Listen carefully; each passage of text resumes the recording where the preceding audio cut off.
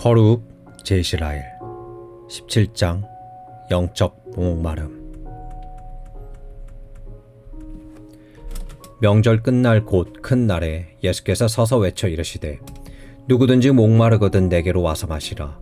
나를 믿는 자는 성경에 이른과 같이 그 배에서 생수의 강이 흘러나오리라 하시니.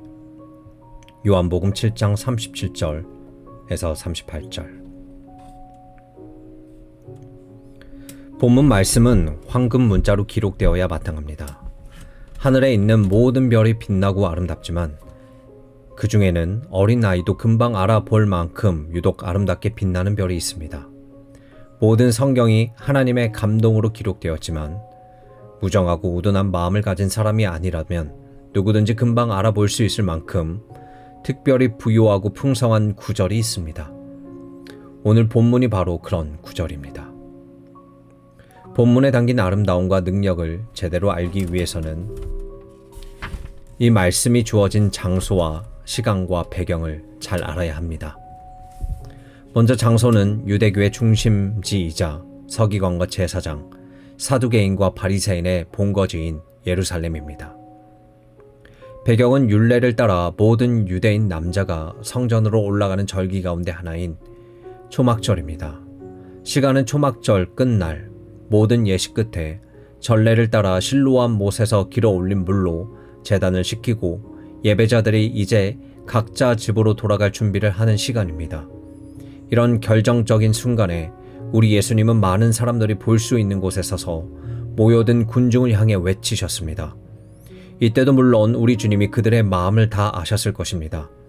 자신들의 눈먼 선생인 바리새인들과 서기관들로부터는 아무것도 얻지 못하고 성대하고 화려한 예식에 대한 공허한 기억을 가진 채 해갈하지 못한 마음과 거리끼는 양심으로 집으로 돌아갈 채비를 하는 사람들을 보신 것입니다.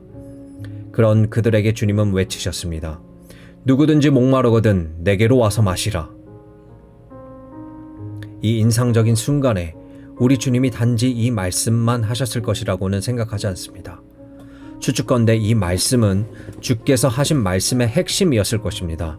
아무도 그분의 입술로부터 가장 먼저 터져 나왔을 것입니다. 누구든지 목마르거든 내게로 와서 오라. 해갈하여 살기를 바라는 자는 내게로 오라는 것입니다. 제가 지금 여러분에게 상기시키고자 하는 것은 그 어떤 예언자나 사도도 이렇게 말하지 않았다는 사실입니다. 모세는 장인 호밥에게 우리와 동행하자고 했습니다. 이시야는 물로 나오라고 했고 세례 요한은 어린 양을 보라고 했습니다. 사도 바울은 주 예수를 믿으라고 했을 뿐입니다. 오직 나사렛 예수만이 내게로 오라고 했습니다. 이것은 너무 중요한 사실입니다. 내게로 오라고 말씀하실 때 예수님은 자신이 하나님의 영원한 아들이요 약속된 메시아와 세상의 구원자라는 사실을 알고 느끼셨던 것입니다. 이 위대한 말씀에서 주님의 세 가지를 주목하고자 합니다. 1. 전제된 상황, 누구든지 목마르거든. 2. 해결책, 내게로 와서 마시라. 3. 약속, 나를 믿는 자는 성경의 이름과 같이 그 배에서 생수의 강이 흘러나오리라. 이 세 가지 요점은 우리 모두에게 해당되는 사실입니다. 이제 하나씩 살펴보겠습니다. 먼저 여러분이 처한 상황이 전제되어 있습니다. 주님은 말씀하십니다. 누구든지 목마르거든. 육체를 가진 인간이라면 누구나 겪을 수 있는 가장 끔찍한 고통 중 하나가 목마름입니다. 캘거타에 있었던 블랙홀이라는 작은 감옥에서 처참하게 고통받은 사람의 이야기를 읽어보십시오. 열대 사막을 여행한 적이 있는 사람에게 물어보십시오.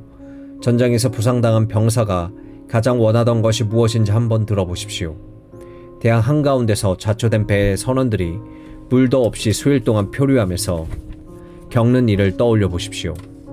부자와 나사로 이야기에서 부자가 했던 끔찍한 말에 주목하십시오. 나사로를 보내어 그 손가락 끝에 물을 찍어 내 혀를 서늘하게 하소서.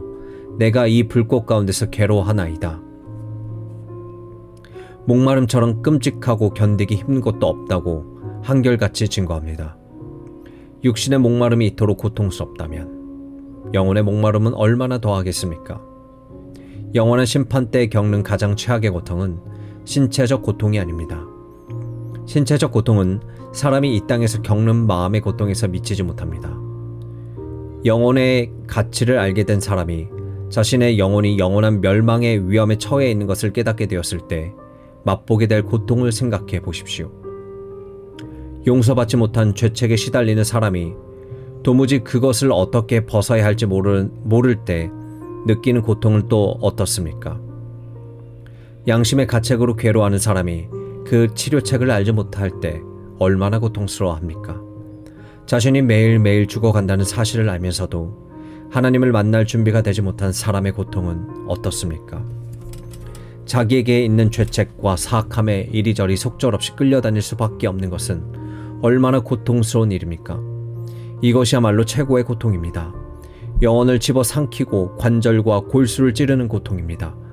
우리 주님께서 말씀하신 목마름이 바로 이런 것입니다. 죄의 용서와 문제 해결과 하나님과의 평화를 향한 타는 목마름입니다. 채워져야 하는 것을 알면서도 어디서 어떻게 채워야 할지 모르는 참으로 깨어난 양심이 갖게 되는 갈망입니다. 이글거리는 땅을 한없이 걸어도 도무지 쉴 곳을 찾을 수 없는 영혼을 녹아내리게 하는 열망입니다. 오순절날 베드로의 설교를 들으면서 유대인들이 느꼈을 목마름이 바로 이것입니다. 성경은 그들이 마음에 찔려 베드로와 다른 사도들에게 물어 이르되 형제들아 우리가 어찌할꼬 하고 탄식했다고 합니다. 이는 또한 자기 발밑에서 옥터가 흔들렸을 때 자기 영혼이 처한 위험을 깨달은 빌립보 감옥의 간수가 느꼈던 목마름이기도 합니다. 성경은 이렇게 기록합니다. 간수가 등불을 달라고 하며 뛰어들어가 무서워 떨며 바울과 실라 앞에 엎드리고 그들을 데리고 나가 이르되 선생들이여 내가 어떻게 하여야 구원을 받으리이까 하거늘. 사도행전 16장 29절 30절. 또한 많은 위대한 하나님의 종들이 처음으로 그 마음의 빛을 받고 느꼈던 목마름입니다. 만유교를 통해 마음의 안식을 추구했지만 아무것도 발견하지 못했고 어거스틴이 그랬고 에르푸르트 스도원에서 진리를 찾아 더듬거리던 루터가 그랬고 에스토우 오두막에서 의심과 갈등으로 괴로워하던 버년이 그랬고 옥스퍼드 대학 시절 자의적으로 부여한 금욕주의에 신음하던 위필드가 그랬고 이들은 모두 자신의 경험을 글로 남겨놓았습니다. 이들은 예수께서 말씀하신 목마름의 의미가 무엇인지 알았습니다. 어거스틴, 루터, 버년, 위필드 정도까지는 아니더라도 이들이 느꼈던 목마름을 우리도 어느 정도는 알아야 합니다. 죽어가는 세상에서 살아가는 우리의 그것을 고백하기 위해서는 죽음 너머에 다른 세상이 있고 죽음 이후에는 심판이 따른다는 사실을 반드시 알아야 합니다. 모든 것이 잘 되어가는 때조차도 우리는 얼마나 가난하고 연약하고 변덕스럽고 부족한 피조물인지 절감해야 합니다. 영원에서의 우리 자리는 우리가 이 세상에서 어떻게 시간을 보내느냐에 달려있다는 것을 마음 중심으로부터 깨달아야 합니다. 살아계신 하나님과 화평에 대한 목마름 같은 것을 맛봐야 합니다. 그러나 안타깝게도 우리 주변에는 이런 영적 갈망을 거의 찾아보기가 어렵습니다. 사실 이런 갈망의 결핍이야말로 인간의 타락한 본성에 대한 결정적인 증거라고 할 수 있습니다. 돈, 권력, 즐거움, 지위, 명예, 출세에 대한 갈망이 그 자리를 차지하고 있습니다. 부질없는 희망으로 사람을 꿰고 등광을 찾아 나서고 험한 파도를 뚫고 대항을 탐험하고 거대한 빙하를 뚫고 북극에 이르는 것과 같은 일을 자처하는 지원자는 탐험가는 넘쳐납니다. 썩어 없어질 면류관을 위한 경쟁은 치열하게 계속됩니다. 하지만 이에 비해 영생에 목말라 하는 사람은 정말 드뭅니다. 성경에서 건너지 못한 자연인을 묘사할 때 죽은, 잠자는, 눈먼, 귀먹은 같은 말을 사용하는 것이 당연합니다. 거듭남과 새로운 창조가 필요하다는 것을 말입니다. 아무것도 느끼지 못함은 몸은 죽은 것입니다. 영적 목마름이 없다는 것은 영혼의 상태가 건강하지 못하는 분명한 표지입니다. 주님으로부터 내 공고한 것과 가련한 것과 하나는 것, 눈먼 것, 벌거벗은 것을 알지 못하는 것 하는 말을 듣지 않도록 해야 합니다. 가운데 죄짐을 보게 신음하고 하나님과 평안을 갈망하는 사람이 누구입니까? 우리가 사용하는 기도사 내용과 느끼는 사람이 누구입니까? 잃어버린 양과 같이 나는 제 생각대로만 다녔습니다. 내게서 성한 해라고는 찾아볼 수 없습니다. 나는 비참한 죄인입니다. 떡을 떼고 잔을 나누면서 제 번거를 생각하며 너무나도 비통하고 죄짐의 무게를 도무지 견딜 수가 없습니다. 하고 고백할 수 있는 사람은 어디 있습니까? 하나님께 감사해야 합니다. 성령이 우리 몸을 거룩한 성전으로 세우시면서 제일 먼저 놓으시는 초석 자기 죄책을 절감하고 자기 영혼이 얼마나 헐벗었는지를 깨닫는 것입니다. 성령은 죄를 깨닫게 하십니다. 물리적 우주가 창조될 때 제일 먼저 지음받은 것이 빛입니다. 새 창조에서 가장 먼저 되는 일 역시 자신의 상태를 조명받는 것입니다. 다시 말합니다. 목마른 영혼을 가졌다면 하나님께 감사하십시오. 하나님 나라가 여러분과 멀지 않습니다. 천국을 향한 청가를 내딛는 우리 자신에 대해 괜찮게 느끼는 때가 아닙니다. 우리 자신에 대해 슬퍼하기 시작하는 때입니다. 여러분이 벌거벗었다고 누가 가르쳐 주셨습니까? 이런 내적인 조명이 언제 시작되었습니까? 여러분의 눈을 열어보고 느끼게 하신 분은 누구입니까? 혈과 육은 결코 이런 것들을 보여줄 수 없습니다. 오직 하늘에 계신 우리 아버지만이 보여주실 수 있습니다. 대학교에서 학위를 줄 수도 있고 학교에서 많은 귀한 일에 대해 지식을 가르쳐 줄 수 있습니다. 그러나 학교는 죄를 깨닫게 하지는 못합니다.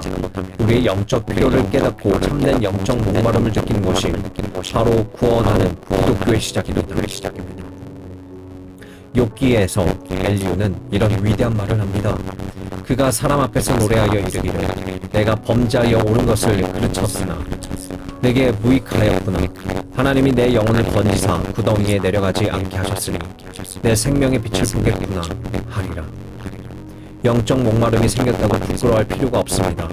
오히려 고개를 들고 소망을 바라보십시오. 오히려 하나님께 여러분 안에 시작하신 일을 계속해 가시도록 그리고 더 큰 목마름을 가질 수 있도록 기도하십시오. 이제 전제된 상황에 대한 치료책을 살펴보겠습니다. 복된 주님께서 말씀하십니다. 누구든지 목마르거든 내게로 와서 마시라. 이 짧은 한 문장에 우리가 사모할 만한 위대한 단순함이 있습니다.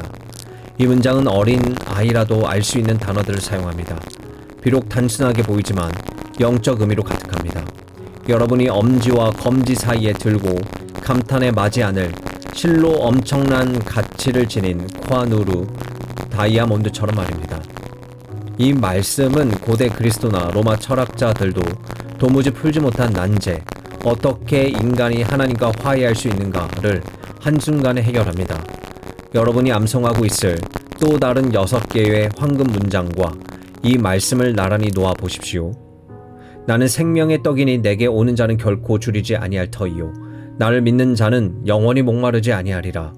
나는 세상의 빛이니 나를 따르는 자는 어둠에 다니지 아니하고 생명의 빛을 얻으리라. 요한복음 8장 12절. 내가 문이니 누구든지 나로 말미암아 들어가면 구원을 받고 요한복음 10장 9절. 내가 곧 길이요 진리요 생명이니 나로 말미암지 않고서는 아버지께로 올 자가 없느니라. 요한복음 14장 6절. 수고하고 무거운 짐진 자들아 다 내게로 오라. 내가 너희를 쉬게 하리라. 마태복음 11장 28절. 아버지께서 내게 주시는 자는 다 내게로 올 것이요 내게 오는 자는 내가 결코 내쫓지 아니하리라. 요한복음 6장 37절. 이 말씀들을 모두 마음에 새기십시오. 마음 깊이 새기고 절대 잊지 마십시오. 병이 들었을 때나 임종의 순간 차가운 요단 강물에 여러분의 발을 담글 때 이 말씀들이 가진 가치가 얼마나 큰지 알게 될 것입니다. 이 단순한 말씀이 말하고자 하는 바가 무엇입니까? 그리스도는 목마른 영혼을 위해 하나님께서 은혜로 주신 생수의 샘이라는 말입니다. 모세가 물을 낸 반석같이 광야 같은 이 세상을 지나는 모든 순례자들은 그분으로부터 풍성이 넘쳐 흐르는 생수를 받아 마십니다. 우리 죄를 대신해서 십자가에 달리시고 우리의 칭의를 위해 다시 살아나신 우리의 구속주요 대속자이신 예수님께서는 인간의 필요로 하는 모든 것, 용서, 사죄, 자비, 은혜, 평화, 안식, 구원, 위로, 희망이 넘치도록 있고 다함이 없습니다. 보배로운 피로 값주고 이 모든 것을 우리를 위해 사셨습니다. 이 놀라운 셈이 터지도록 우리의 모든 죄값을 치르셨습니다. 의로운 자가 불의한 자를 대신해 나무에 달려 우리 죄를 친히 담당하신 것입니다. 우리로 하나님 앞에 의롭다함을 얻게 하려고 죄를 알지 못한 그분이 우리 죄를 담당하셨습니다. 지금 그분은 수고하고 무거운 짐진 모든 자의 구원자로 목마른 모든 자에게 생수를 주시는 분으로 세워지셨고 인치심을 받으셨습니다. 죄인을 받으시는 것이 그분의 직무입니다. 죄인에게 용서와 생명과 평화를 주시는 것이 그분의 즐거움입니다. 본문 말씀은 온 인류를 향한 예수님의 선언입니다. 누구든지 목마르거든 내게로 와서 마시라. 약의 효능은 상당 부분 그 약을 사용하는 방식에 따라 차이가 납니다. 가장 탁월한 의사가 내린 가장 탁월한 처방이라도 환자가 약 복용법을 따르지 않는다면 아무 소용없습니다. 우리가 마실 이 생수의 샘에 대해 지금부터 제가 하는 말을 잘 들으십시오. 1. 목마름을 해결하고 편히 쉬기를 바라는 사람은 그리스도 그분께 가야 합니다. 교회 출석하고 정해진 규례를 따르고 기도회나 찬양 집회로 모인 사람들과 함께 있는 것만으로는 충분하지 않습니다. 그리스도께로 나아가는 사람은 그분이 제정하신 성찬상까지만 가고 거기서 멈춰서는 안 됩니다. 목사에게 자신의 은밀한 마음을 털어놓는 것으로 만족하고 안심해서도 안 됩니다. 그래서는 안 됩니다. 오직 이런 물을 마시는 것으로 그치는 사람은 다시 목마르게 될 것입니다. 이런 물이 있는 곳보다 더 멀리 더 높이 있는 상류로 가야 합니다. 그리스도를 개인적으로 인격적으로 대면해야 합니다. 그분이 없이는 신앙 안에서 다른 어떤 것도 소용없습니다. 직접 왕을 대면하고 이야기하지 못한다면 왕의 궁전, 시중들, 화려한 가구로 채워진 홀, 성대한 만찬 같은 것은 아무 의미도 없습니다. 오직 그분만이 우리 등에 짊어진 짐을 벗겨서 자유롭게 할 수 있습니다. 사람의 손이 할 수 있는 일이라고는 기껏해야 무덤을 가리고 있는 돌을 옮겨 죽은 시신을 보게 하는 것뿐입니다. 하지만 죽은 자에게 나오라 라고 말할 수 있는 분은 오직 예수님밖에 없습니다. 우리는 직접 그리스도를 대면해야 합니다. 다시 말씀드립니다. 목마름을 해결하고 그리스도께 주는 쉼을 얻고자 한다면 실제로 그리스도께 나아가야 합니다. 바라기만 하고 이야기만 하고 결심만 하는 것으로는 충분하지 않습니다.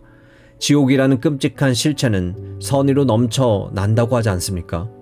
해마다 수천 명이 항구에까지 이르지 못한 채 비참한 최후를 맞습니다. 그리스도께 나아가야지 하고 마음만 먹고 생각만 하고 살다가 그렇게 죽어갑니다. 절대 그러지 마십시오. 우리는 반드시 일어나 나아가야 합니다.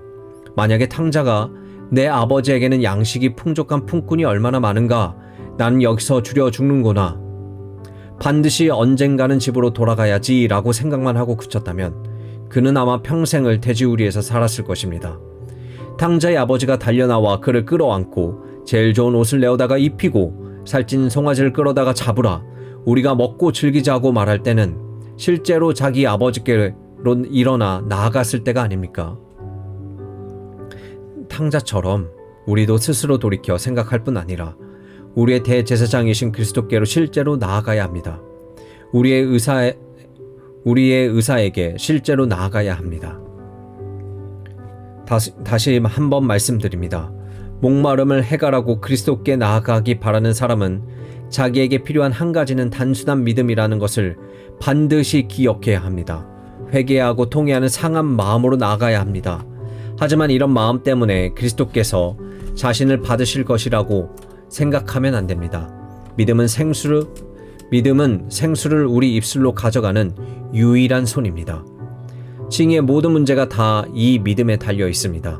성경은 그를 믿는 자마다 멸망하지 않고 영생을 얻게 하려 하심이니라 고 계속해서 말하고 있습니다. 일이 아니할지라도 경건하지 아니한 자를 의롭다 하시는 이를 믿는 자에게는 그의 믿음을 의로 여기시나니. 로마서 4장 5절. 비할 데 없이 아름다운 이 찬송시에 담긴 원리를 확실히 붙드는 사람은 복이 있습니다. 날 위해 주 보혈 흘려주시고 또 나를 오라 하시니 오 하나님의 어린 양께로 내가 거저 나아갑니다. 목마른 자에게 주어진 이 치료책이 얼마나 단순하게 보입니까? 그럼에도 불구하고 사람들에게 이 치료책을 받아들이도록 하기는 얼마나 어려운지요. 구원의 공로를 쌓기 위해 자기 육체를 죽이고 가진 소유를 가난한 자에게 나누어 주는 순례자의 발걸음을 멈추지 말라고 해보십시오. 그러면 말해준 그대로 하려고 애쓸 것입니다. 반면에 모든 행위나 공로에 대한 생각을 버리고 나아만 장군같이 빈손 들고 그리스도께로 나아가라고 해보십시오. 그들은 아마 당신을 욕하고 떠나갈 것입니다. 인간의 본성은 세대를 막론하고 다 똑같습니다. 지금도 그리스도에 대해 유대인과 같은 반응을 보이는 사람들이 있습니다. 헬라인들과 같이 반응하는 사람들도 있습니다. 유대인들에게 십자가에 못 박히신 그리스도는 여전히 걸림돌입니다. 헬라인들에게는 미련할 따름입니다. 사람들의 이런 본성과 반응은 지금도 계속되고 있습니다. 주님께서 사내들인 공의회에 자긍하는 서기관들에게 하셨던 말씀은 진리입니다. 너희가 영생을 얻기 위해 내게 오기를 원하지 아니하는도다. 요한복음 5장 40절. 목마름을 해결할 이 처방이 얼핏 보면 너무나 단순해 보일지 모릅니다. 그러나 이것은 사람의 영적 질병을 치료할 유일한 처방입니다. 이 땅과 천국을 잇는 유일한 가교입니다. 왕이나 신하, 설교자나 청중, 상전이나 종, 높은 자나 낮은 자, 부자나 가난한 자, 배운 자나 못 배운 자 할 것 없이 사람들은 모두 이 생수를 마셔야 합니다. 18세기 사람들은 지친 양심을 달랠 약을 찾아 백방으로 노력했지만 헛수고일 뿐이었습니다. 백발이 다 되도록 물을 가두지 못할 터진 웅덩이를 파느라 손에는 물집이 생기고 굳은 살이 박힌 많은 사람들이 결국은 옛샘으로 돌아가 그리스도께만 참 평화가 있다고 고백할 수밖에 없었습니다. 옛 처방이 단순하게 보일지는 몰라도 모든 세대의 하나님의 위대한 종들의 내적 생명의 뿌리가 여기에 비롯되었습니다. 교회사가 배출한 성도들의 순교자들을 보십시오. 이들은 하나같이 날마다 믿음으로 그리스도께 나아와 예수님의 살은 참된 양식이요 그 피는 참된 음료임을 발견한 사람이 아니었습니까? 그들은 모두 하나님의 아들을 믿는 믿음의 삶을 살았습니다. 날마다 그분께 충만함으로 받아 마셨던 사람들이었습니까? 세상에 증거를 남겼던 참되고 탁월한 그리스도인들은 너나 할 것 없이 동일한 마음을 가진 사람들이었습니다. 경건한 교부들과 종교개혁자들, 경건한 국교의 목사들과 청교도들, 경건한 감독교도들과 비국교도들 모두 자신의 탁월한 삶으로 생명샘의 가치를 한 목소리로 증거했습니다. 사는 동안 때때로 서로 갈등하고 분리되기도 했지만 죽는 순간에 있어서만큼은 결코 서로 다르지 않았습니다. 마지막 순간 거대한 두려움과 싸울 때에도 그들은 십자가만을 꼭 붙들었고 자신의 모든 죄와 더러움을 위해 흘린 예수님의 보혈과 터진 샘만을 찬송했습니다. 영적 목마름을 해결하기 위한 위대한 처방이 널리 알려진 땅에 살고 있음을 우리는 감사해야 합니다. 성경을 펴서 볼 수 있고 복음이 선포되고 풍성한 은혜의 방편을 누릴 수 있는 땅에 산다는 사실이 얼마나 감사한지요. 정도의 차이는 있지만 매주일 2만 여개 강단에서 그리스도의 희생과 효력이 여전히 선포되는 나라에 살고 있다는 사실에 감사해야 합니다. 우리는 지금 자신들이 누리고 있는 많은 특권의 가치를 잘 모르고 있습니다. 만나에 익숙해진 우리는 그것이 얼마나 놀랍고 귀한지 거의 생각하지 못합니다. 광야에서 이스라엘을 만나고 보고 하찮은 식물이라고 경멸했던 것처럼 말입니다. 하지만 유명한 이교 철학자 플라톤의 글을 보십시오. 뛰어난 이 사람조차 앞을 못 보는 소경처럼 빛을 찾아 더듬거렸지만 끝내 출구에 이르지 못하고 기진해버리고 맙니다. 성찬 예배 시 우리가 사용하는 공동 기도서에 있는 4가지 위로의 말들을 이해할 줄 아는 평범한 농부가 저 아테네의 지혜자보다 하나님과의 화평의 길에 대해 더 잘 알고 있습니다. 복음을 전혀 들어본 적 없는 이교도의 상태가 어떠한지 믿을 만한 여행자나 선교사가 전하는 이야기를 들어보십시오. 인간을 제물로 드리는 아프리카인들에 대한 이야기를 읽어보십시오. 광적인 힌두교인들이 얼마나 끔찍하게 자신을 학대하는지 보십시오. 이 모든 것이 인간 안에 있는 목마름을 해결하지 못한 결과입니다. 하나님께로 더 가까이 가고자 하는 갈망을 채우지 못한 결과입니다. 그런 곳에 태어나 살지 않는 것에 감사할 줄 알아야 합니다. 우리의 감사하지 않으므로 하나님께서 우리를 책망하실까 두렵습니다. 아프리카나 중국이나 인도의 상황이 어떤지 알면서도 자유롭게 하나님을 믿을 수 있는 영국에 사는 것에 감사하지 않는다면 그는 차디찬 죽은 심령을 가진 것이 틀림없습니다. 마지막으로 그리스도께 나아가는 모든 사람에게 주어진 약속을 살펴보겠습니다. 나를 믿는 자는 성경의 이름과 같이 그 배에서 생수의 강이 흘러나오리라. 이것은 대단히 흥미로운 약속입니다. 오늘날 사람들은 이 약속에 마땅한 관심을 보이지 않는 것 같습니다. 세뮤얼 클라크가 쓴 성경의 약속들을 우리 조상들은 열심히 연구하고 탐독한 반면에 지금은 그렇지 못합니다. 성경의 약속을 믿고 살아갈 모든 사람들에게 특별한 유익과 격려가 되는 보배로운 의무와 약속이 성경에 얼마나 많은지 알고 그 길이와 넓이와 깊이와 높이가 어떠한지를 헤아리는 그리스도인은 극히 드뭅니다. 사람들 사이에서 이루어지는 거의 모든 거래 근처에는 약속이 자리하고 있습니다. 문명 국가에 살고 있는 아담의 후손은 대부분 날마다 약속을 믿는 믿음에 근거해서 행동합니다. 노동자는 월요일 아침부터 토요일 저녁까지 부지런히 일합니다. 주말이 되면 약속된 주급을 받을 것이란 믿음이 있기 때문입니다. 육군이나 해군으로 자원한 군인 역시 복무하면 약속된 급여를 받을 것이라고 믿습니다. 하녀 역시 주인이 약속된 급여를 줄 것이라는 믿음이 있기 때문에 비천한 일도 마다하지 않고 주어진 일을 날마다 되풀이합니다. 대도시에서 일하는 도매상이나 소매상이나 은행가나 할 것 없이 약속에 대한 끊임없는 신뢰 없이는 어떤 거래도 할 수 없습니다. 방대한 규모의 사업을 하려면 수표나 전표, 약속 어음 같은 수단을 사용해야 한다는 것은 누구나 아는 사실입니다. 사업을 하는 사람은 눈에 보이는 것이 아니라 믿음으로 장사합니다. 약속을 믿고 자신도 역시 신뢰받기를 기대합니다. 사실 기독교의 영향을 많이 받는 나라의 사람 간에 일어나는 거래의 대부분은 약속과 그 약속에 대한 믿음, 그리고 약속을 믿는 믿음에서 비롯된 행동을 통해 성사됩니다. 이처럼 성경의 약속들 역시 하나님께서 사람들의 영혼을 대하실 때 즐겨 사용하시는 위대한 방편입니다. 성경을 주의 깊게 읽는 사람이라면 사람들이 하나님께 귀 기울이고 순종하고 섬기도록 하기 위해 하나님께서 계속 도전하시고 이끄실 뿐 아니라 사람들이 주목하여 믿을 때 하나님께서 위대한 일을 행하시는 것을 보았을 것입니다. 베드로 사도가 말한 것처럼 보배롭고 지극히 큰 약속을 우리에게 주신 것입니다. 우리를 교훈하시기 위해 모든 성경을 기록하신 자비로우신 하나님께서 성경 전반에 걸쳐서 인생이 처할 수 있는 모든 종류의 경험과 상태에 대한 적합하고도 완전한 약속들을 풍성하게 쓰놓으심으로 인간 본성에 대한 하나님의 완전한 지식을 보여주셨습니다. 하나님께서 마치 이렇게 말씀하시는 것 같습니다.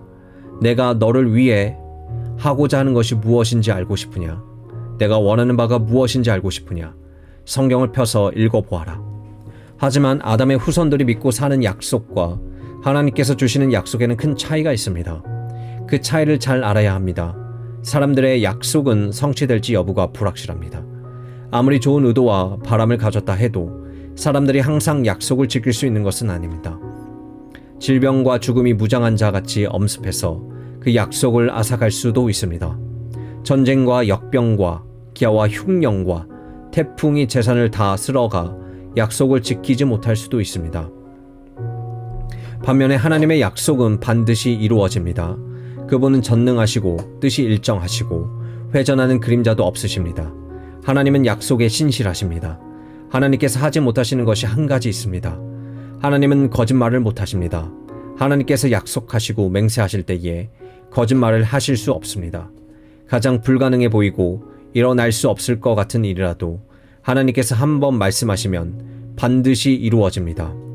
홍수로 옛 세상에 멸망당하고 방주로 노아가 보존되고 다윗이 사울의 왕좌에 오르고 그리스도가 동정녀에게 나시고 장사한 지 사흘 만에 부활하시고 유대인이 온 세상에 흩어졌으나 독특한 백성으로 지금까지 보존되는 것과 같은 일들을 누가 상상이나 했겠습니까?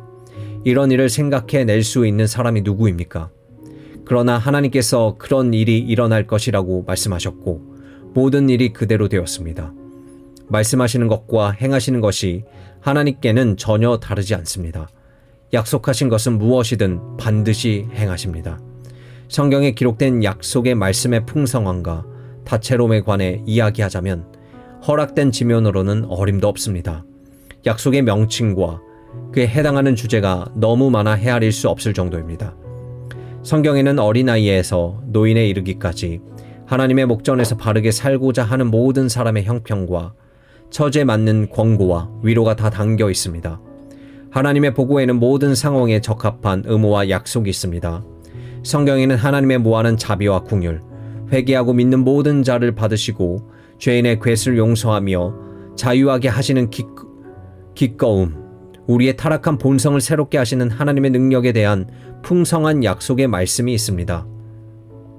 그뿐 아니라 기도하게 하는 담대함, 복음을 듣는 것, 은혜 보좌로 나아가는 것, 의무를 행하는 데 필요한 능력, 환난 중에 누릴 위로, 갈 바 모를 때의 인도, 병 중에 받는 도움, 임종 시의 위안, 사별 중에 붙드시는 것, 무덤을 이기는 복락, 영광 중에 받아 누릴 상급 등 모든 일에 대한 약속의 말씀이 풍성합니다.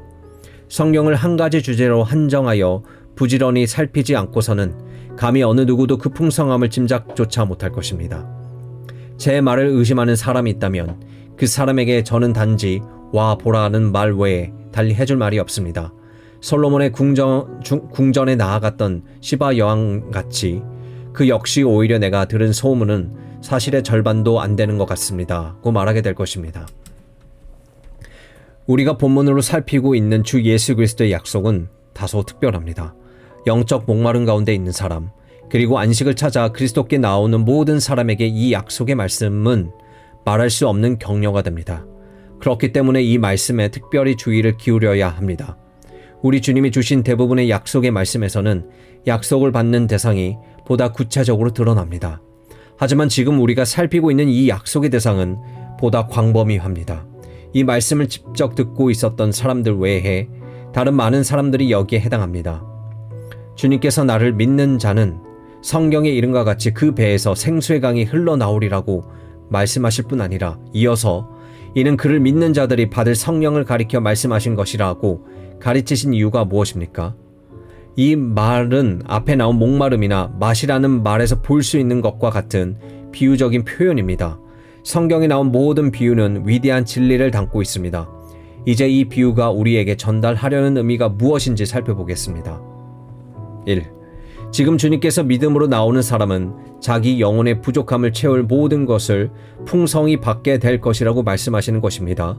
성령은 사제와 평화와 희망을 항상 지각하게 하실 것인데 속 사람에게는 결코 마르지 않는 샘이 될 것입니다. 성령이 알게 하시는 그리스도께 속한 것에 너무나 만족한 나머지 사망과 심판과 영혼에 대한 영적 두려움마저 힘을 잃게 됩니다. 물론 자신에게 있는 연약함과 마귀의 유혹 때문에 어두움과 의심의 때를 지나기도 합니다. 그러나 일반적으로 일단 믿음으로 그리스도께 나오면 마르지 않는 위로의 샘을 마음에 얻게 됩니다. 이것이 바로 우리가 지금 살펴보고 있는 이 약속이 포함하고 있는 첫 번째 사실입니다. 주님이 지금 이렇게 말씀하시는 것 같습니다. 근심에 쌓인 불쌍한 영혼아, 나에게로 오라. 내게 오기만 하면 너의 영적인 근심과 두려움이 사라질 것이다. 내가 성령의 권능으로 내 마음에 나와 대속과 중보로 말미암아 사제와 평화를 심겠고 다시는 전혀 목마르지 않을 것이다.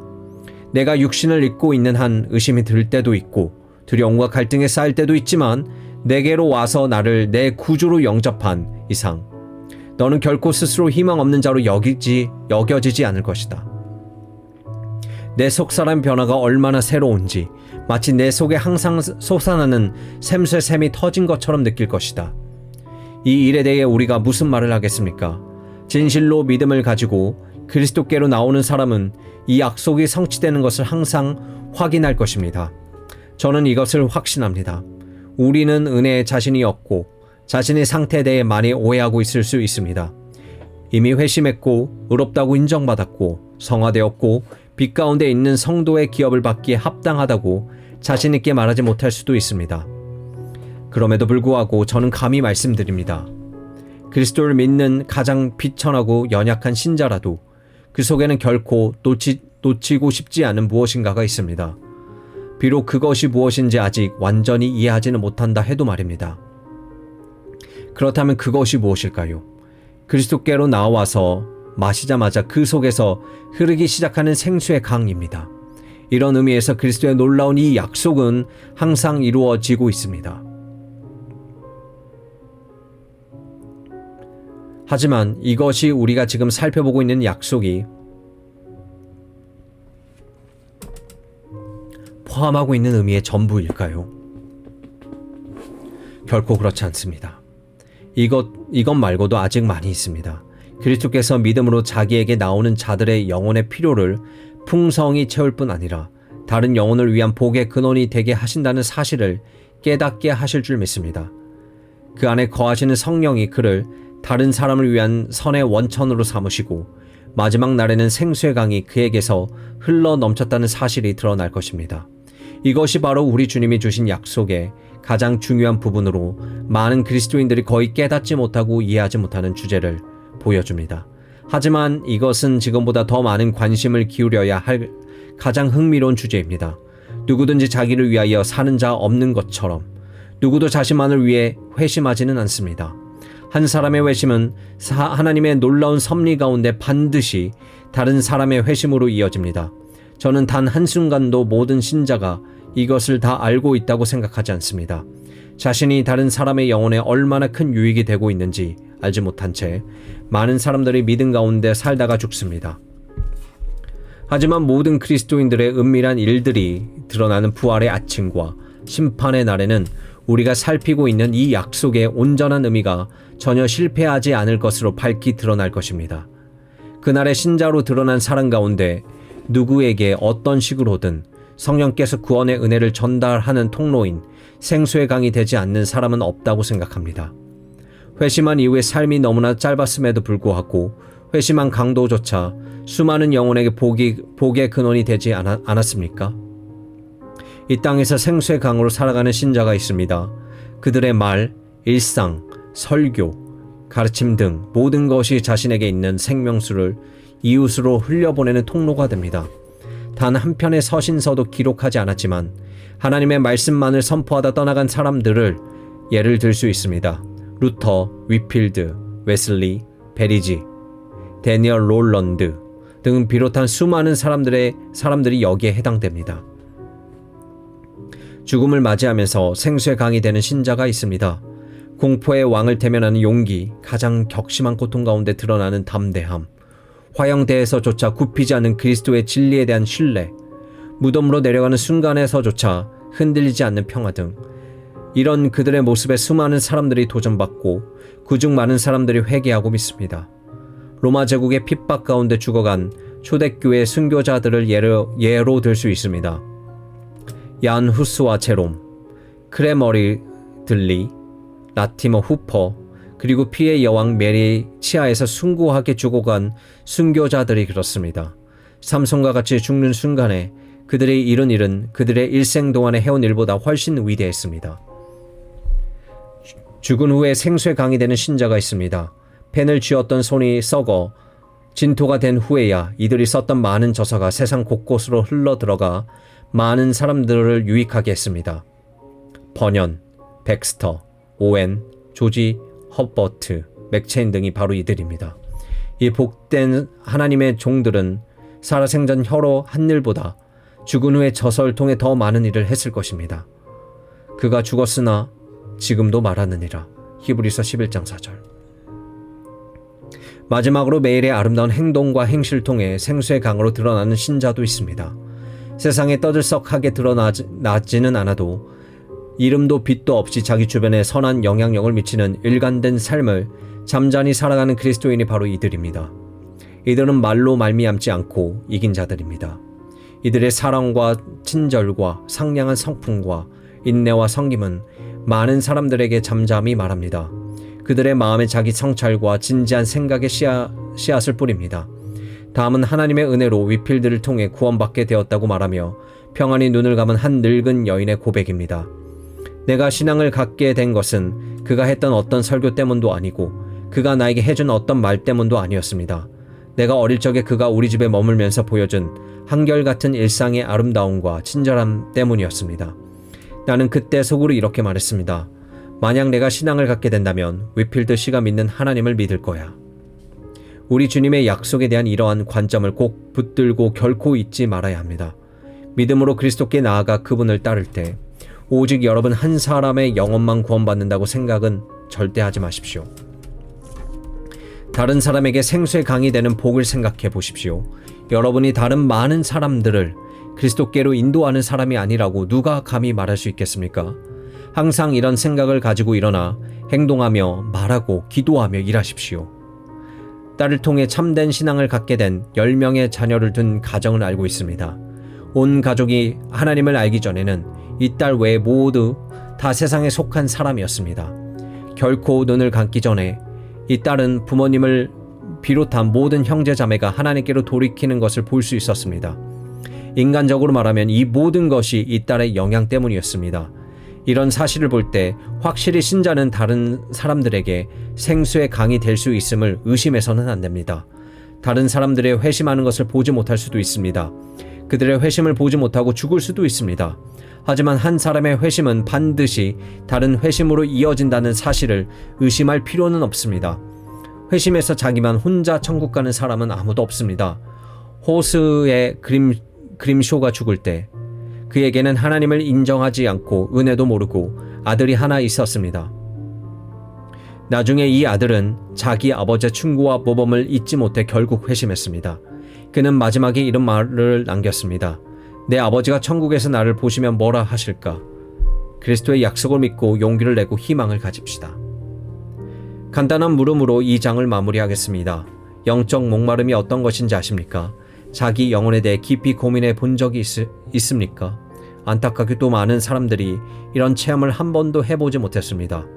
30년 이상의 고통스러운 경험을 계기로 그 수년 동안 계속 교회 다니고 있는 사람조차도 자기 죄에 대해 한 번도 자각하지 못하고 구원받기를 갈망하지 않을 수 있습니다. 매주일 말씀을 듣기는 하지만 그들에게 있는 세상의 염려와 쾌락을 사랑하는 것이 기타 욕심이 그 말씀을 질식시켜 결실하지 못하게 합니다. 교회에 올 때 자신이 지나온 길바닥에 깔린 석재와 같은 냉랭한 마음으로 와서는 벽에 붙어 자신을 내려다보는 오래된 대리석 흉상처럼 아무 감동도 없이 무정한 마음으로 있다가 돌아갑니다. 하지만 아직 생명이 붙어 있는 한 저는 결코 누구도 가망이 없다고 포기하지 않습니다. 수년 동안 매 시간마다 런던의 성 바울 성당에 있는 거대한 종이 시간을 알려왔지만 여러 가지 일로 분주한 많은 사람들의 귀에는 이 소리가 거의 들리지 않습니다. 거리의 소음과 번잡한 교통에 종소리가 묻혀 사람들은 이 소리를 거의 듣지 못합니다. 하지만 일과가 끝나고 서랍이 닫히고 문이 잠기고 장부가 덮이고 나면 고요함이 이 거대한 도시에 내려앉고 모든 것이 바뀝니다. 이 오래된 종이 밤 11시, 12시, 1시, 2시, 3시를 알리면 낮에 이 소리를 듣지 못했던 사람들도 다 듣습니다.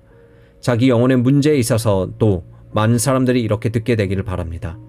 넘치는 건강과 능력, 온갖 분주함과 일상의 소용돌이 속에서는 여러분의 양심이 내는 거대한 종소리조차 때로는 무색해집니다. 잠잠히 눕거나 병으로 움직이지 못할 때가 오면 어쩔 수 없이 내면을 들여다보고 여러분 영혼의 필요에 귀 기울일 수밖에 없습니다. 양심을 깨우는 큰 종소리가 귀에 들려오게 될 때 많은 사람들이 자신의 목마름을 깨닫고 안식을 찾아 그리스도께로 나오게 될 것입니다. 그렇습니다. 너무 늦기 전에 이 사실을 깨닫게 되기를 기도합니다. 혹시 지금 바로 이 순간 마음에 깊숙이 와닿는 것이 있습니까? 여러분의 양심은 깨어 일하고 있습니까? 영적 목마름이 있습니까? 안식을 열망합니까? 그렇다면 오늘 제가 주님의 이름으로 드리는 초대에 귀 기울이십시오. 배운 자나 못 배운 자, 귀한 자나 천한 자, 가난한 자나 부한 자를 막론하고 목마른 사람은 누구든지 그리스도께로 와서 마시라. 지체 없이 이 초대에 응하십시오. 아무것도 그 누구도 기다릴 필요가 없습니다. 적절한 때를 기다리느라 때를 놓칠 필요가 어디 있습니까? 하늘에 계신 살아계신 구주께서 팔을 내미십니다. 하지만 이내 거두실 것입니다. 생명의 샘이 열려 있습니다. 하지만 이내 닫힐 것입니다. 누구든지 목마르거든 내게로 와서 마시라. 지체 말고 응해야 합니다. 비록 경고와 조언과 설교를 거부한 큰 죄인이라 할지라도 그냥 오십시오. 빛을 누리고 지식을 가졌으면서도 계속 그것을 거스르고 부모의 타이름과 눈물도 무시하고 수년 동안 안식일과 기도를 무시하고 살아왔더라도 그냥 오십시오. 어떻게 가야 하는지 모르고 믿는 것이 무엇인지도 모르기 때문에 더 많이 알 수 있을 때까지 좀 더 기다려야 할 것 같다고 말하지 마십시오. 피곤하고 지친 사람이 너무 피곤해서 도무지 누울 수 없다는 것이 말이 됩니까? 물에 빠져가는 사람이 내민 손이 어떻게 잡아야 할지 모르겠다고 말하겠습니까? 파선한 배에 남아있는 선원들이 가라앉는 배에 된 구명정을 보고 어떻게 올라타야 할지 모르겠다고 포기하겠습니까? 이런 무의미한 변명일랑 집어치우십시오. 일어나 그냥 오십시오. 아직 문이 열려 있습니다. 샘은 아직 닫히지 않았습니다. 주 예수께서 여러분을 부르십니다. 구원에 목말라 하고 구원받기를 바라는 것으로 충분합니다. 오십시오. 지체 없이 그리스도께로 오십시오. 죄 때문에 이 샘에서 나왔다가 샘이 바닥을 드러낸 것을 본 사람이 있습니까? 해결하지 못하고 그냥 돌아간 사람이 있습니까? 이미 그리스도께로 나와 안도를 얻었습니까? 그렇다면 가까이 가십시오. 더 가까이 가십시오. 그리스도와 더 친밀한 교제를 누릴수록 더 큰 위로를 얻습니다. 날마다 이 샘에 가까이 머물수록 여러분 안에서 영생하도록 솟아나는 샘물을 더 느끼게 될 것입니다. 복받은 자가 될 뿐 아니라 다른 사람에게 복의 근원이 될 것입니다. 이 세상에서 여러분이 열망하는 위로를 얻을 수 없습니다. 천국은 오직 하나뿐입니다. 완전한 행복은 아직 도래하지 않았고 마귀도 아직 완전히 결박당한 것도 아닙니다. 자기 죄를 절감하고 그리스도께로 나와 자신의 목마른 영혼을 그리스도께로 맡겨드리고자 하는 모든 이를 위한 좋은 때가 오고 있습니다. 그분이 다시 오시면 이들은 완전한 해갈을 얻게 될 것입니다. 자신이 이끌려 온 과거의 모든 발자취를 떠올릴 것입니다. 그동안 자신에게 있었던 모든 필요를 보게 될 것입니다. 무엇보다도 자신이 그토록 오랫동안 그리스도 없이 살아왔다는 사실에 놀라게 될 것입니다. 더구나 그런 상태에서조차 그리스도께로 나오기를 주저했다는 사실에 놀라게 될 것입니다. 스코틀랜드에 글렌크로우라 불리는 오솔길이 있습니다. 이 길은 그리스도께로 나오는 영혼에게 천국에 대한 그림을 잘 보여줍니다. 글렌크로를 통해 정상으로 올라가는 길은 아주 경사지고 길은 굴곡도 심합니다. 정상에 이르면 이런 글귀가 새겨진 바위가 눈에 들어옵니다. 이제 쉬십시오. 그리고 감사하십시오. 이 말은 그리스도께 나와 목마른 영혼들이 천국에 들어갈 때 갖게 될 마음을 말해줍니다. 좁은 길의 정상은 결국 우리 것이 될 것입니다. 기나긴 여정을 마치고 하나님 나라에서 쉬게 될 것입니다. 지나온 삶을 돌아보며 감사할 것입니다. 발걸음 하나하나에 깃들어 있는 우리를 이끄신 분의 지혜에 탐복할 것입니다. 영광스러운 안식을 통해 하늘나라를 향한 여정에 있었던 모든 수고는 잊혀집니다. 세상에서 느끼는 그리스도 안에서의 안식은 기껏해야 부분적이고 단편적일 뿐입니다. 이 세상에서는 생명수를 충분히 자주 맛보지 못하기 때문입니다. 하지만 완전한 것이 오게 되면 불완전한 것이 사라집니다. 깰 때의 주의 형상으로 만족하리이다. 그날에 우리는 그분의 희락의 강에서 마시게 될 것이고 더 이상 목마르지 않을 것입니다. 첨언. 이 주제를 더 잘 이해할 수 있도록 하는 글이 있어 여러분에게 그대로 소개합니다. 로버트 트레일의 저서에서 발췌한 이 글은 그동안 잘 알려지지 않았고 잘 읽히지도 않았습니다.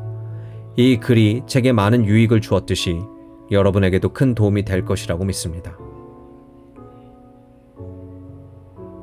사람이 각성해야 마땅히 알아야 할 것을 알게 되거나 내가 어떻게 해야 구원을 받으리이까? 사도행전 16장 30절 하고 물을 수밖에 없는 지경이 되면 우리는 사도가 했던 말로 대답해 줄 수 있습니다. 주 예수를 믿으라. 그리하면 너와 내 집이 구원을 받으리라. 사도행전 16장 31절. 너무 오래전에 한 대답이라 이 시대에 뒤떨어진 것처럼 여길 사람들이 많습니다. 하지만 이 세상과 양심이 지속되는 한 이 대답은 이제까지 양심의 중요한 문제에 대해 항상 신선하고 새롭고 맛 좋은 유일한 해결책이었고 앞으로도 그렇게 드러날 것입니다. 인간의 어떤 기교나 솜씨로도 이 대답에서 부족한 것이나 결함을 찾지 못할 것입니다. 이보다 더 나은 대답을 고안해낼 수도 없습니다. 오직 이 대답만이 깨어난 양심의 상처를 바르게 치료할 수 있습니다. 이 사람의 결단이나 어떤 교사들의 가르침을 통해 양심의 안도를 얻도록 해보십시오. 선생은 자신의 원리를 따라 회개하고 지은 죄를 슬퍼하라. 그리고 그 죄악에서 떠나고 그것을 미워하라. 그러면 하나님께서 너를 불쌍히 여기실 것이다 라고 말할 것입니다. 그러면 이 사람은 이렇게 탄식할 것입니다. 아, 이 일을 어찌 한단 말인가. 내 마음이 이미 굳어있고 회개할 줄도 모른다. 지금 내 마음은 죄 가운데 빠져 있을 때보다 더 악하다. 이런 사람들에게는 그리스도께로 나아가기 위해 가져야 할 것들을 말해주어도 아무런 소용이 없습니다. 성실한 순종에 대해 말하자면 대답은 간단합니다. 순종은 살아있는 사람이 할 수 있는 일이고 성실함은 새롭게 된 영혼에게만 있는 것입니다. 그러므로 새롭게 되지 못하고 죽어있는 죄인에게 성실한 순종은 완전한 순종만큼이나 불가능합니다. 깨어있는 죄인에게라야 바른 대답이 의미 있습니다. 주 예수 그리스도를 믿으라. 그리하면 구원을 얻을 것이다. 그리스도가 누구신지, 죄인들의 영원한 구속을 위해 그가 행하시고 고난당하신 것이 무엇인지, 그리고 이 모든 것을 성부 하나님의 뜻이었다는 것을 말해 주어야 합니다. 하나님의 아들 통해 이루어진 위대한 복음의 구원을 분명하고 솔직하게 들려주어야 합니다. 그에게 복음의 역사와 신비를 분명하게 말해 주십시오. 베드로를 통해 이방인에게 하셨던 것처럼 성령이 이런 말씀을 통해 믿음을 갖게 하실 것입니다. 예수 그리스도를 믿어야 할 이유가 어디 있느냐고 묻는다면 그리스도를 믿지 않으면 영원한 멸망받을 수밖에 없는 필수 불가결한 이유를 말해 주십시오. 하나님께서 은혜로 그리스도를 보내셨고 완전한 구속을 이루신 것을 말해 주십시오. 이 그리스도를 믿음으로 영접하면 그리스도와 그분으로 말미암은 구원이 자기 것이 될 것이라는 사실도 말해 주십시오. 하나님께서 그리스도를 믿을 것을 그에게 분명히 명령하고 계심을 말해 주십시오. 도덕법에 있는 계명을 준수하는 것처럼 이 명령에도 순종해야 합니다. 그리스도께 있는 구원하신 능력과 의지를 말해 주십시오. 전심으로 그를 믿고 나오는 사람 가운데 거절당한 사람은 단 한 사람도 없습니다. 절박한 상황일수록 구원하시는 그리스도의 영광스러운 승리의 능력이 나타납니다.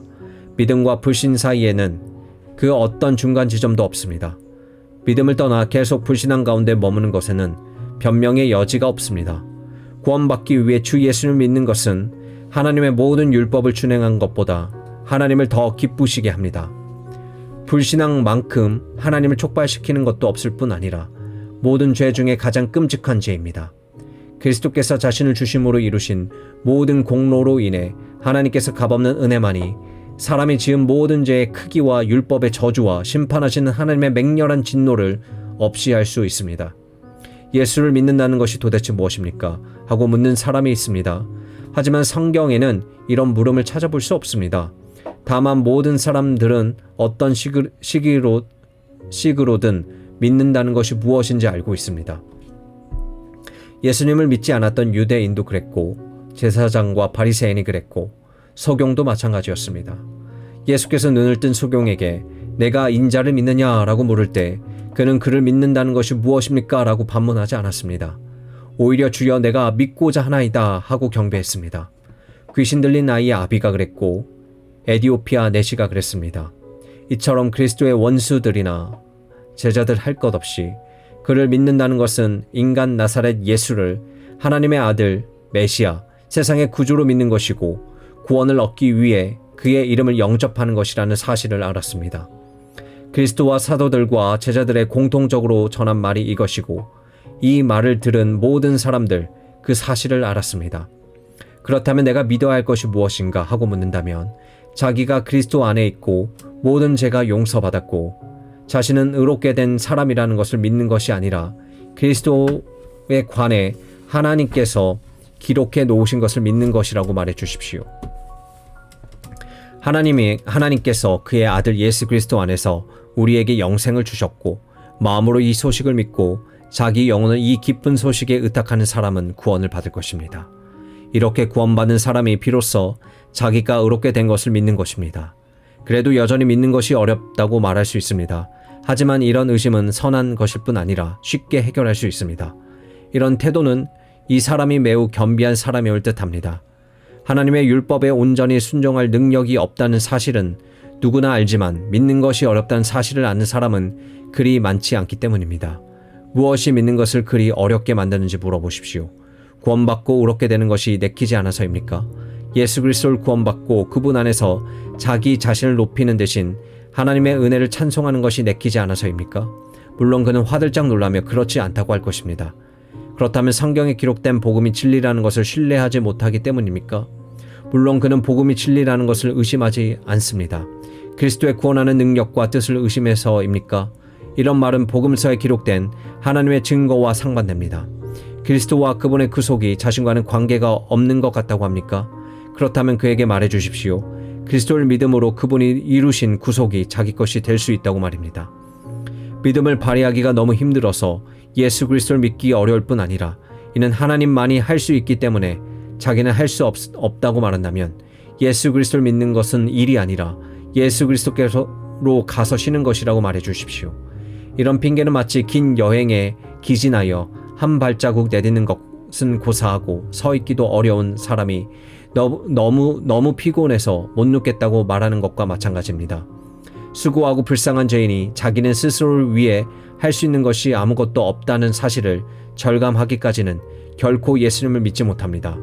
그리고 그가 내딛는 믿음의 첫 발은 스스로 무력하고 희망 없는 죄인으로서 전심으로 그리스도를 의지하는 것뿐입니다. 복음을 통한 이런 대화를 통해 주님께서 믿음을 주시고 이 믿음으로 말미암은 평화의 기쁨을 주실 것입니다.